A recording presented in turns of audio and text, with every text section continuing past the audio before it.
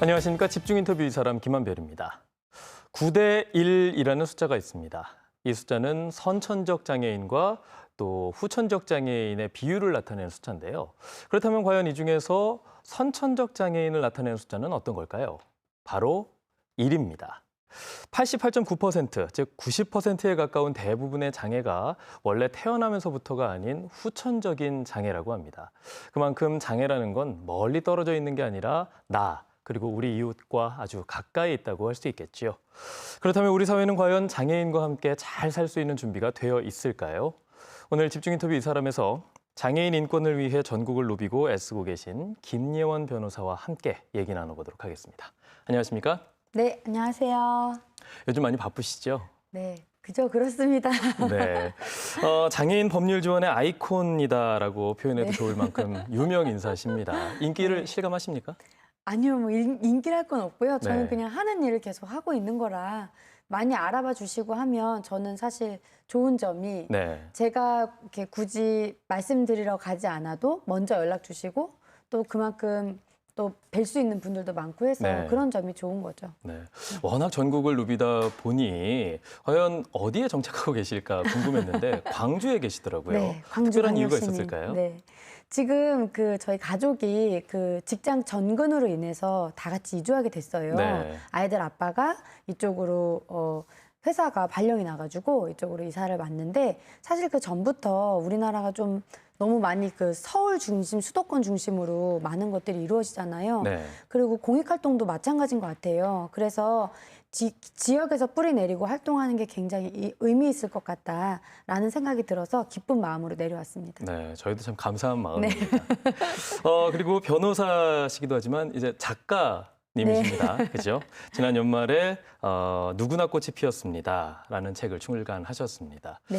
모르시는 분들을 위해 어떤 책인지 소개 좀 부탁드립니다. 네, 누구나 꽃이 피었습니다는 제가 사실 일하기 편하려고 쓴 책이에요. 네. 나온 거는 한 1년 정도 됐고요. 그 책에서는 사람들이 장애 인권 이러면 굉장히 좀 낯설고 좀 별로 안 어려워하더라고요. 듣고 싶고 재미없을 것 같고 나랑 관계없을 것 같고 이렇게 생각을 하시잖아요. 네. 또 제가 맡는 사건들이 대체로 장애인이면서 인권 침해 피해자분들을 지원하는 일을 하고 있기 때문에 되게 좀 무거운 내용일 것이다라고 생각하시는 경우가 많이 있을 것 같아요. 그래서 저는 그렇게 생각하지 않도록 많은 분들이 보실 만한 영화 있죠. 네. 그 영화에 많은 분들이 보셨을 만한 장면, 그 장면에서 연결되는 제가 지원했던 사례들이 있습니다. 그래서 그런 것들을 알기 쉽게 풀어서 어떻게 장애인 권리 옹호가 이루어지고 이 생활 속에서 어떻게 같이 살 것이냐 이런 생각을 같이 고민해보는 차원에서 쓴 책입니다. 네. 네. 그런 것들이 바로 어떤 법을 바꾸는 데 있어서도 큰 역할을 한 걸로 알고 있습니다. 최근에 방송에서도 화제가 됐죠. 7년 동안 공들여서 바꾼 법, 시각장애인을 위해서 도로교통법을 바꾼 경험을 말씀하셨어요. 네네. 그런 제도 개선은요, 제가 사실 제도 개선 활동을 상당히 많이 하려고 맨 처음에 시작한 것은 아닌데 사건을 하다 보면 벽에 부딪힐 때가 있어요. 네. 그러니까 도저히 이 사람의 잘못도 아니고 누구의 잘못도 아닌데 이 잘못된 법으로 인해서 계속 반복적인 피해가 발생하는 문제들이 있어요. 악순환이 되는 거군요. 예, 가령 예를 들어서 우리 1층에 있는 삶이라고 많이 들어보셨을 텐데 네. 요만큼의 턱이 있어도 휠체어는 넘어갈 수 없거든요. 그렇죠. 유모차는 뒤에서 이렇게 누르면 이렇게 들어갈 수가 있는데 휠체어는 그렇게 했다가 뒤로 넘어질 경우에는 이렇게 뇌출혈이 일어나거나 굉장히 위험할 수가 있습니다. 그래서 그렇게 하지 않고 그냥 경사로가 있어야 되는데 그 경사로의 원칙적으로 따지면 도로법에서는 점용료를 부과하고 있어요. 불법 점용이다라고 해서 그 경사로 부분만큼. 근데 그거를 제가 몇 년 전에 같이 장애인단체랑 얘기를 해서 바꿨습니다. 네. 임의적으로 이걸 부과하지 않을 수 있다라고 바꿨음에도 불구하고 어떤 지방자치단체에서는 그건 임의 규정이니까 이거를 부과하고 말고는 우리 결정사항이야, 재량사항이야라고 하면서 부과를 한 적이 있었어요. 그래서 이거에 대한 추가적인 소송이 들어가기도 하고 그래서 저는 현실의 벽을 부딪힐 때 어쨌든 최선을 다해서 이 사람에게 필요한 가장 적확하게 적용될 수 있는 방식이 그게 소송이든 네. 입법 제한이든 공식적인 질의이든 그런 걸 통해서 좀 제도 개선을 하는데 많이 힘을 가하고 있습니다. 네. 아무래도 지금 변호사님께서 어떤 갖고 계신 상황이나 이유들도 중요한 요인이 되지 않았을까, 공감하는 계기가 되지 않았을까라는 생각이 드는데요. 지금 한쪽 눈이 좀 불편하신 거잖아요. 네, 한쪽 눈이 의안입니다. 예, 예. 네. 그 계기를 좀 여쭤봐도 될까요? 저는 태어날 때 의료사고가 있어서 한쪽 눈이 없어졌어요. 네. 그래서 많은 분들이 그 가까이서 보면은 이렇게 눈치챌 수 있는 정도인데 멀리서 보면 잘 모르시더라고요. 티가 네. 잘 안 나요. 네, 눈이 작아서 네, 별로 티는 안 나지만 네. 그런데 제가 아주 어릴 때부터 한쪽 눈으로 세상을 보고 살아오고 그걸로 뭐 시험 보고 생활하고 이렇게 살아와서 저는 크게 제가 장애인 당사자로서 불편함을 느낀다고 생각하지 않았어요. 왜냐하면 한쪽 눈은 보이니까. 네. 어느 정도는 보이니까 문제가 없다고 생각하고 살아왔는데 시각장애인이 꼭 전맥만 있는 건 아니거든요. 저처럼 저시력 장애인도 있을 수 있어요. 네. 그런데 이 사회가 어떻게 이 사람을 배제해 가는가를 사건을 통해서 많이 경험하게 됐어요. 아까 말씀하신 것처럼 그 눈이 한쪽이 없으면 무조건 일종 면허의 응시조차 할 수 없게 한다거나. 응시조차. 네, 응시조차. 네. 그러니까 이 사람의 능력이나 어떤 경험이나 그동안의 경력이나 이런 거는 전혀 고려하지 않고 그냥 아예 한쪽 눈에 시력이 없으면 일종은 안 돼라는 여러 가지 이런 법 제도 속에 숨어있는 편견들이 상당히 많이 있더라고요. 네. 사회적 소수자이고 아무도 주변에 지지할 수 있는 체계가 없다는 이유로 그냥 혼자서 이걸 다 견뎌내고 있는 거예요. 그런 피해자들을 계속 만나면서 너무 화가 났고 그래서 반복적으로 이런 일이 발생하면서 제도 개선 활동도 같이 장애인 단체와 연대해서 일을 하면서 이 일을 계속 해야겠다라고 한 계기가 된 것입니다. 네. 그중에서도 장애인 법률 지원을 2012년부터 해오셨고요. 또 2017년에 개소한 장애인 인권법센터 네. 혼자서 운영을 하고 계십니다. 네, 네. 특히 이게 법률사무소라서 기부도 받을 수 없는 거잖아요. 네, 그렇죠. 고민을 운영이 정말 많이 쉽지 했어요. 않을 것 같은데. 많은 분들이 비영리 법률사무소라고 하면 되게 낯설어 하시고 네. 그래서 제가 이걸 쉽게 표현을 해드려요. 수임료가 공짜. 이렇게 말씀드리면 많은 분들이 수임료가 공짜래 이러면서 막 찾아보고 저장하고 네. 막 이렇게 연락이 옵니다. 선생님 제가 몇 달 전에 어디서 강의 들었는데 제가 이혼을 싸게 하고 싶어가지고 이렇게 말씀하시는 분이 가끔 계시는데 네. 안타깝게도 그런 사건이 일절하고 있지 않아요. 그러니까 수임료를 조금이라도 내실 수 있는 분이거나 네. 본인 스스로 자기 지지 체계가 있으신 분들 있죠. 네. 뭐 주변에 친척이나 누구라도 지원해 줄 수 있는 분이 있으면 제가 그 지원을 받을 수 있는 곳으로 연결하고 저는 가장 열악한 입장에 있는 도저히 아무도 이 사람 지지할 수 있는 체계가 없는 분들이 계세요. 그런 분들을 찾아가서 법률 지원을 하는 일만 하고 있어요. 그러니까 당연히 수임료를 받을 수가 없잖아요. 네. 예, 그래서 많은 사람들이 그러면은 뭐 후원금이라도 받아라, 뭐 사단법인이나 이런 걸 설립을 해서 하라라고 하는데 말씀드렸다시피 제가 수임료도 안 받는데 네. 이렇게 누구 고용 창출을 하기도 어려운 상황에서 그런 부수적인 일을 많이 만들면 일을 할 시간이 너무 부족한 거예요. 그래서 고민을 하다가 또 이 후원을 받는다는 것이 단순히 돈만 내세요. 난 하고 싶은 거 다 할 거예요. 이런 게 아니잖아요. 그렇죠. 그 후원자와 같이 이 가치를 연대하고 같이 소통하고 이런 어떤 그 넓은 그릇이 필요하다고 생각하거든요. 네. 근데 저는 아직 그러기에는 그릇이 작다라는 생각도 들고 해서 그냥 법률사무소로만 운영하고 있습니다. 그러면 표현하셨던 그릇이 커진다면 앞으로 가능한 건가요? 네, 상황을 지켜봐야 되는데 아직까지는 그럴 생각이 없고요. 네. 저는 사실 이거를 생각했던 이유가 우리나라에 지금 3만 명 정도의 변호사들이 있습니다. 근데 그중에 공익활동만 전담하는 변호사들이 넓게 봐서 100명 정도 있습니다. 근데 그 사람들이 대체로 다 어디에 그 후원을 받아서 월급을 받거나 아니면은 어느 단체에 소속이 돼서 그 단체에서 다른 수익 활동 같은 걸 병행하면서 월급을 받거나 이런 식으로 하고 있거든요. 그러다 보니까 제가 정말 실험해보고 싶었던 건 정말 비영리 비영리 법률사무소로서도 생존할 수 있다는 걸 한번 실험해보자라는 차원의 도전도 있었어요. 그래서 여태까지는 그냥 활동비 벌면서 이렇게 강연도 하고 또 연구도 같이 하고 하면서 이렇게 활동비는 제가 채우면서 일을 하고 있습니다. 다행히. 아니 근데 실험이라고 표현하셨는데 네네. 그러기에는 운영비나 이 운영 자체가 너무 힘들 것 같은데요. 네, 그래서 별도로 사무실을 두고 있지 않고요. 사무실이 사실 필요가 없는 게 저를 만나러 오신 분들은 제가 이렇게 어디로 어떻게 오세요. 네. 알아서 인터넷 찾아가지고 주소 찍어서 오세요 하면 오실 수 있는 분들이 아니에요. 어디 뭐 비닐하우스에 사신다거나 네. 시설에 갇혀 계신다거나 이런 분들인데 그분들이 막 이렇게 연락해서 나 좀 데리고 나가주세요 이럴 분도 없는데 네. 그러면 제가 찾아가야죠. 그러니까 굳이 어떤 장소적인 그런 이렇게 삐까번쩍한 간판도 있고 막 이런 게 사실 필요가 없어요. 네. 그래서 그런 부분을 욕심을 좀 없애면 오히려 할 수 있는 이런 활동 반경은 훨씬 더 넓어질 수 있다라고 생각하고 있습니다. 네. 참 대단하다는 생각이 드는데요. 아닙니다. 이게 아무나 할 수 있는 게 아니잖아요. 일종의 사명감입니까? 아, 그런 건 전혀 아니고요. 네. 많은 분들이 제가 대단한 소명의식을 가지고 이걸 하고 있을 거라고 생각하시는데 저는 솔직히 말씀드리면 제가 성격이 안 좋아가지고 네. 뭔가 이렇게 잘못된 걸 보면 그거를 꼭 이렇게 얘기를 해요. 그러니까 그렇다고 이렇게 막 기분 나쁘게 하진 않지만 그 상황에 맞춰서 바꿀 수 있는 것들은 자꾸 바꾸려고 해요. 그래서 하다못해 길을 제가 자주 다니는 길인데 거기 뭐가 적치돼 있고 뭐가 힘들고 그래서 장애인분들이 거길 이용할 수 없는 게 확인된다 하면은 제가 그거에 대해서 민원을 넣는다거나 이런 거를 즐겨하는 편이에요. 네, 그래서 네. 프로 민원너라고 별로 관공서에서 좋아하지 않는 캐릭터일 네. 수는 있지만 그렇게 해야 세상이 바뀌기도 하더라고요. 그래서 저는 그런 과정을 동참하는 게 기뻐서 성격에 맞아서 하는 일이라서 특별한 사명감으로 이렇게 한다고 말씀드리긴 좀 어렵습니다. 네. 작지만 세상이 바뀌어가는 모습을 통해서 보람을 느끼시는 거군요. 네, 그렇습니다. 네. 그런데 이제 말씀을 들어보니까 사건 해결만이 목적은 아니다라는 네, 네. 얘기가 있던데요. 저는 이렇게 해결하면은 뭔가 결과를 바라보게 되잖아요. 보통은 예를 들어 그렇죠. 누구를 뭐 고소하면 그 사람이 구속되길 바라고 뭐 처벌되길 바라고 이런 식으로 많이 생각을 저도 당연히 그런 생각이 당연히 있죠. 네. 당연히 있지만 더 중요한 건 과정인 것 같아요. 어찌어찌 저를 만나서 같이 그동안 살아왔던 이야기를 나누고 어떻게 할지에 대해서 서로 그냥 이렇게 쓰담쓰담 하다가 네. 사실 그러다가 조금씩 용기를 내는 거거든요. 그렇게 해서 한 발 한 발 가다 보면 나중에 가면요.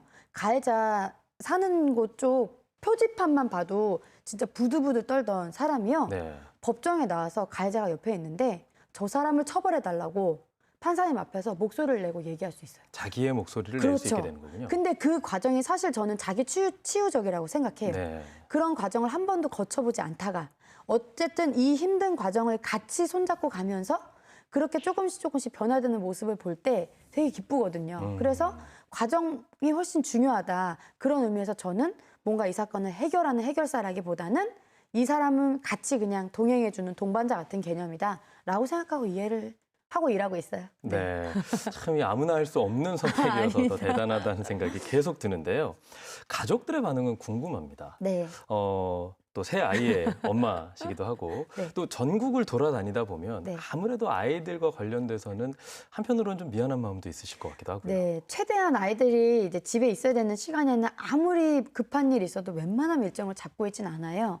그렇지만 어쨌든 일의 특성상 뭐 우리 피해자가 퇴근 후에만 시간이 된다던가 뭐 이럴 수 있잖아요. 네. 가출 청소년이라 뭐 새벽에만 뭐 연락이 된다던가 어떤 특별한 상황이 있을 수 있는데 그럴 때는 제가 최대한 맞추려고 하는 편이고요. 그리고 저희 가족들은 많이 지지해주는 편이에요. 네. 부모님도 그러시고 제가 사실 계속 월급을 받는 곳에서 일을 하다가 이렇게 새로 이렇게 하게 됐을 때 제 고민을 얘기를 했거든요. 지금 들어오는 월급이 다 없어질 수도 있다. 한 푼도 못 볼 수도 있고 마이너스가 될 수도 있다. 그러면 어떡하지? 라고 얘기를 했는데 정말 너무 흔쾌하게 그게 옳은 길이면 가면 되지 뭐 이렇게 많이 걱정을 하냐 라고 오히려 저를 이렇게 등 떠밀듯이 용기 네. 주고 그런 어떤 저에게는 힘이 되는 사람들이 있었기 때문에 지금까지 일을 계속 할 수 있지 않나 이렇게 생각합니다. 남편분도 굉장히 큰 힘이 되시겠죠? 그렇습니다. 네. 네.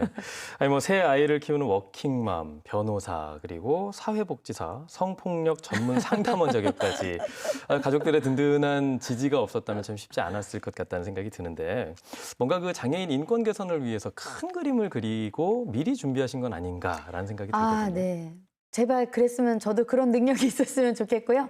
사실은 그냥 하루하루 허덕허덕 하고 있어요. 네. 뭐 일주일 이후에는 무슨 계획이 있냐, 한 달 이후엔 무슨 계획이 있냐라고 말하는 것이 정말 힘들 정도로. 왜냐하면 일을 하다 보면 정말 사건 때문에 눈물 쏟을 일도 많고 어떨 때는 허허벌판에 막 쏟아지는 눈을 혼자 치우고 있는 느낌이 들 때도 있어요. 아, 너무 그러니까 막연해서.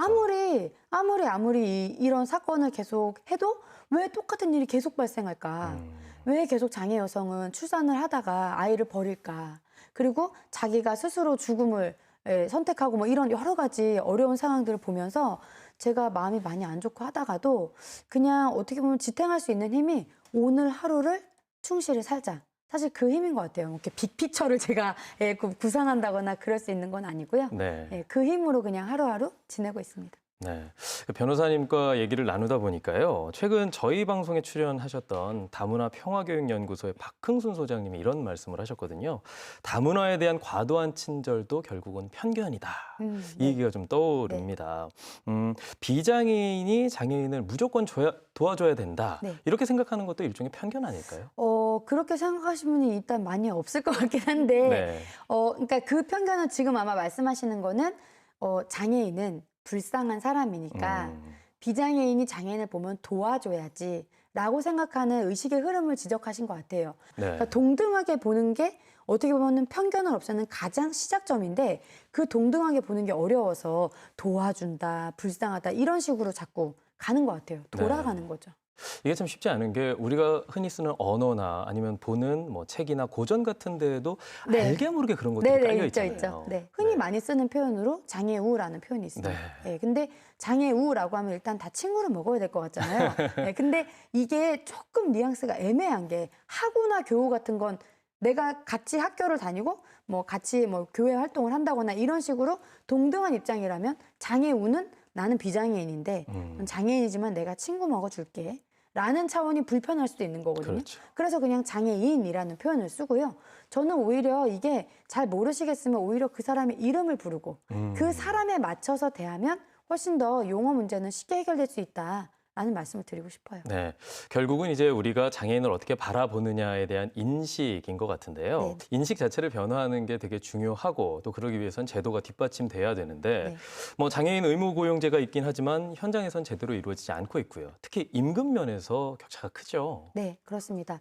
지금 그 최저임금 이상을 달라라는 요구가 있어가지고 많이 이걸 민감해하세요. 네. 왜냐하면 이게 정말 어려운 문제인 게 만약에 일률적으로 최저임금을 다 줘라라고 하면 고용을 안 해버릴 경우에 그 떨어지는 고용률 그리고 고용률을 높이려고 최저임금을 낮게 주면 이 근로자의 삶의 질은 어떻게 되냐 이런 것들이 계속 갑론을박이 일어나고 있거든요. 네. 그래서 이거에 대한 명확한 해답은 없지만 저는 오히려 그렇게 말씀드리고 싶어요. 기존에 우리가 근로자를 대할 때 가지고 있는 기본적인 생각이 있잖아요. 모두 할 줄 알아야 되고 모두 할 줄 알아야 되고 이런 걸 다 할 줄 알아야 된다. 그리고 심지어 지금은 고스펙된 세상을 살고 있기 때문에 막 토익 850 안 넘으면 막 그게 뭐 영어 하는 거냐 이런 식으로 대한다거나 일부의 의견입니다. 네. 그런 것들이 많이 있거든요. 그런데 사실은 요새 이 장애인 당사자들이 업무를 하면서 굉장히 좋은 점이 이 장애 특성을 잘 활용해서 잘 살려서 네. 그렇게 업무를 뽑으시는 경우가 많이 있어요. 그래서 우리 회사는 다 사무직이고 뭐 이렇게 장애인 오면은 할 수 있는 일이 없어요. 이렇게 하시지만 그 장애인이 잘 할 수 있는 특성이 있습니다. 네. 예를 들어서 어떤 회사는 청각장애인이신데 네일 아티스트를 하세요. 오. 네일을 배우셔서. 그래서 이 회사에서는 이분을 어떤 이게 딱 직역을 넣기보다는 그 사내복지 차원에서 네일방을 만들어 주셨어요. 그래가지고 그 직원들이 네일을 받고 싶으면 거기 가서 복지 차원에서 무료로 네일을 이제 고퀄리티의 네일 받을 수 있다거나 네. 이런 식으로 새로운 직역이 창출되고 있거든요. 그래서 사실 의지만 있으면 이런 것들은 얼마든지 컨설팅도 해주고 지원도 해준다라는 말씀을 꼭 드리고 싶어요. 네. 법과 제도에 가까이 계신 분들이 이런 인식 변화 무엇보다 중요할 것 같다는 생각이 드는데요. 이달 초에 검찰 인권위원회가 발족했습니다. 네. 김 변호사님도 위원회 외부 위원이시고요. 네. 법조인 대상으로도 외부 강의를 많이 하고 계신 걸로 알고 있는데 보셨을 때 우리나라 법조계의 인권 지수, 장애 지수는 몇 점 정도나 될까요?